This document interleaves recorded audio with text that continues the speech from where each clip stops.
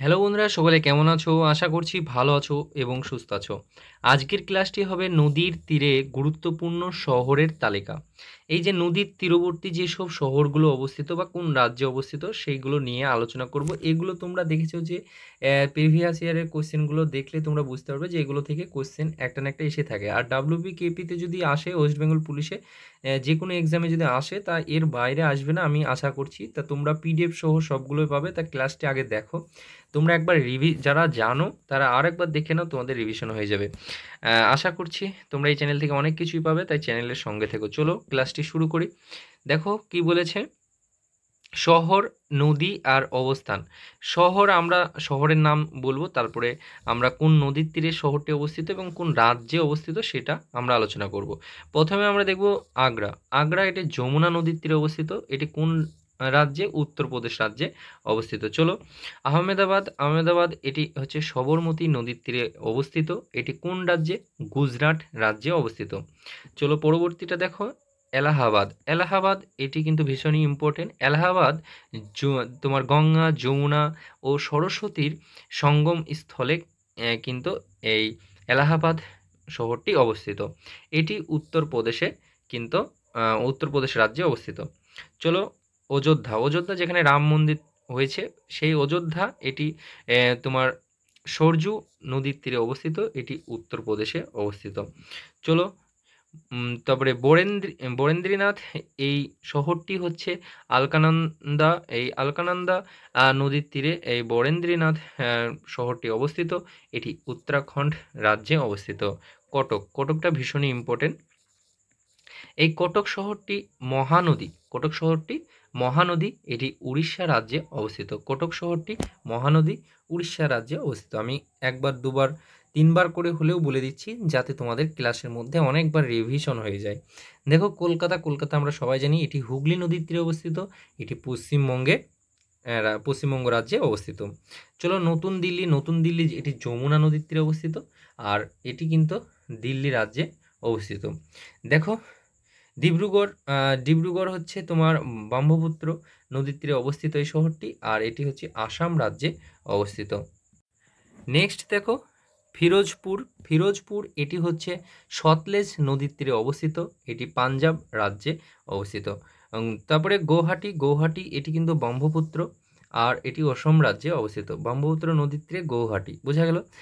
গৌহাটি ভালো করে মনে রাখবে, ভীষণ ইম্পর্টেন্ট। তারপরে হরিদ্বার। হরিদ্বার হচ্ছে গঙ্গা নদীর তীরে, তাহলে এটাও কিন্তু ভীষণ ইম্পর্টেন্ট। গঙ্গা নদীর তীরে কি? হরিদ্বার। এটি উত্তরাখণ্ড। ভালো করে মনে রাখবে, গঙ্গা নদীর তীরে আমি সব কটাকেই ভালো করে বুঝিয়ে দিচ্ছি তোমাদেরকে। দেখো হায়দ্রাবাদ। হায়দ্রাবাদ এটি মুসি নদীর তীরে অবস্থিত। এটাও ভীষণ ইম্পর্টেন্ট। বোঝা গেল, হায়দ্রাবাদ মুসি নদীর তীরে অবস্থিত। কোথায়? হায়দ্রাবাদ মুসি নদীর তীরে অবস্থিত। এটি কোন রাজ্যে? তেলেঙ্গানা। বোঝা গেল। দেখো জব্বলপুর। জব্বলপুর এটি নর্মদা নদীর তীরে অবস্থিত। এটাও ভীষণ ইম্পর্টেন্ট। জব্বলপুর নর্মদা নদীর তীরে অবস্থিত। এটি কোন রাজ্য? মধ্যপ্রদেশ। কোন রাজ্য? মধ্যপ্রদেশ। দেখো কানপুর। কানপুর হচ্ছে গঙ্গা নদী, তাহলে গঙ্গা নদী পেলে। দেখো এর আগে গঙ্গা নদী পেয়েছিলে। গঙ্গা নদী দেখো, গঙ্গা নদী কী ছিল? হরিদ্বার। বোঝা গেল, গঙ্গা নদী ছিল হরিদ্বার। আর এখানে গঙ্গা নদী দেখো, এই যে গঙ্গা নদী, এটা হচ্ছে কানপুর। কানপুর শহরটি, এটাও কিন্তু গঙ্গা নদীর, কিন্তু এটা উত্তরপ্রদেশ। বোঝা গেল কি? এটি উত্তরপ্রদেশ। তারপরে দেখো কোটা। কোটা ভীষণই ইম্পর্টেন্ট, এটা ভিভিআই। কোটা এটা কোথায়? কোটা শহরটি চম্বল নদীর তীরে অবস্থিত। কোটা শহরটি কোথায় অবস্থিত? চম্বল নদীর তীরে অবস্থিত। কোন রাজ্যে? রাজস্থান। কোন রাজ্যে? রাজস্থান। চলো পরবর্তীটা দেখো, জম্মু। জম্মু হচ্ছে তাওই নদীর তীরে অবস্থিত। এটি জম্মু কাশ্মীর রাজ্যে অবস্থিত। শ্রীনগর। শ্রীনগর হচ্ছে ঝিলাম নদীর তীরে অবস্থিত। এটিও ভীষণ ইম্পর্টেন্ট। শ্রীনগর কোথায়? ঝিলাম নদীর তীরে অবস্থিত। যারা কিন্তু মানে প্রিপারেশন নিচ্ছ তারা এগুলো সবই বুঝতে পারছো, তাই না? চলো, আমারও রিভিশন হচ্ছে, আমার সাথে সাথে তোমাদেরও হচ্ছে। তারপরে তোমরা এই পিডিএফগুলো ফ্রিতে পেয়ে যাবে। তোমরা আমাদের টেলিগ্রাম চ্যানেলে যুক্ত হয়ে যাবে। AR একাডেমি 13 টেলিগ্রামে সার্চ করবে, বা টেলিগ্রাম ব্যান্ড হতে যাচ্ছে এরকম শুনছি, তাই তোমরা হোয়াটসঅ্যাপ গ্রুপগুলোতেও অ্যাড হয়ে যাবে। বোঝা গেল, হোয়াটসঅ্যাপেও দিয়ে দেবো হোয়াটসঅ্যাপ গ্রুপগুলো, তোমরা ডিসক্রিপশন বক্সে পেয়ে যাবে সব। দেখো এটি কিন্তু জম্মু কাশ্মীরে রাজ্যে অবস্থিত। শ্রীনগর এটি ঝিলাম নদীর তীরে অবস্থিত, এটি জম্মু কাশ্মীর রাজ্যে অবস্থিত। তারপরে দেখো বারাণসী। বারাণসী এটি গঙ্গা নদীর তীরে অবস্থিত। দেখো গঙ্গা নদীর তীরে, দেখো গঙ্গা নদীর তীরে বারাণসীটা অবস্থিত। দেখো একটু কালি চেঞ্জ করি তোমাদের বোঝাই। তাহলে বারাণসীতে কি, বারাণসীতে বারাণসীটা গঙ্গা নদীর তীরে অবস্থিত। এখানে দেখো গঙ্গা নদীর তীরে অবস্থিত কানপুর। তারপরে দেখো এখানে দেখো গঙ্গা নদীর তীরে হরিদ্বার। এই যে গঙ্গা নদীর তীরে কিন্তু কোন রাজ্যে, এটা দেখো হরিদ্বার গঙ্গা নদীর তীরে, এটা হচ্ছে উত্তরাখণ্ডে। তারপরে এটা দেখো উত্তরপ্রদেশে, কানপুর গঙ্গা নদীর তীরে কিন্তু উত্তরপ্রদেশে। আর এটাও দেখো গঙ্গা নদীর তীরে কিন্তু উত্তরপ্রদেশে, এটা হচ্ছে বারাণসী। এই দুটো সেম, বারাণসী গঙ্গা নদীর তীরে অবস্থিত উত্তরপ্রদেশে। বোঝা গেল, এটা মাথায় রাখবে। চলো বিজয়ওয়াড়া, বিজয়ওয়াড়া কোথাকার, বিজয়ওয়াড়া হচ্ছে কৃষ্ণ নদীর তীরে অবস্থিত, এটি হচ্ছে অন্ধ্রপ্রদেশ। বোঝা গেল। চলো পরবর্তীটা দেখি।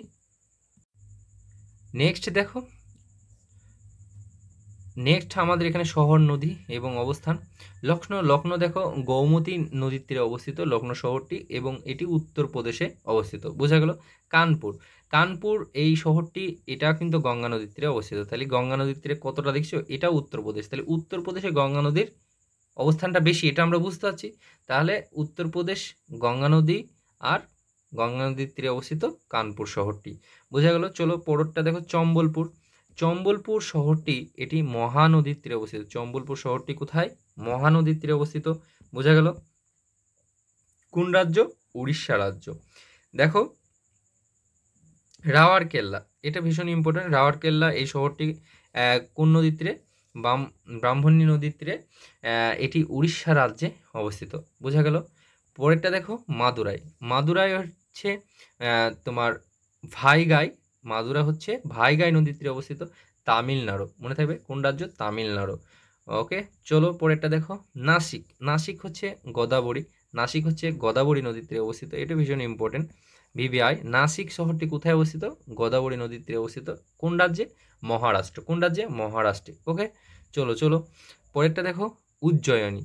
উজ্জয়ন, এটি হচ্ছে শিপ্রা, শিপ্রা নদীর তীরে অবস্থিত উজ্জয়িনী, এটি শিপ্রা নদীর তীরে অবস্থিত, এটি মধ্যপ্রদেশ রাজ্যে অবস্থিত। বোঝা গেল। মুর্শিদাবাদ, যে মুর্শিদাবাদে আমরা থাকি, তাই না, আমি থাকি।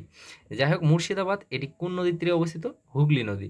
হুগলি নদী, মুর্শিদাবাদ কোন নদীর তীরে অবস্থিত, হুগলি নদীর তীরে অবস্থিত, যে নদীর ধারে আমরা গিয়ে চা খাই। আর এটি কোথায়, পশ্চিমবঙ্গ। বোঝা গেল। কোন রাজ্যে, পশ্চিমবঙ্গ। দেখো অমরাবতী, অমরাবতী হচ্ছে কৃষ্ণ, কৃষ্ণা অমরাবতী নদী, অমরাবতী শহরটি কৃষ্ণা নদীর তীরে, এটিও অন্ধ্রপ্রদেশ।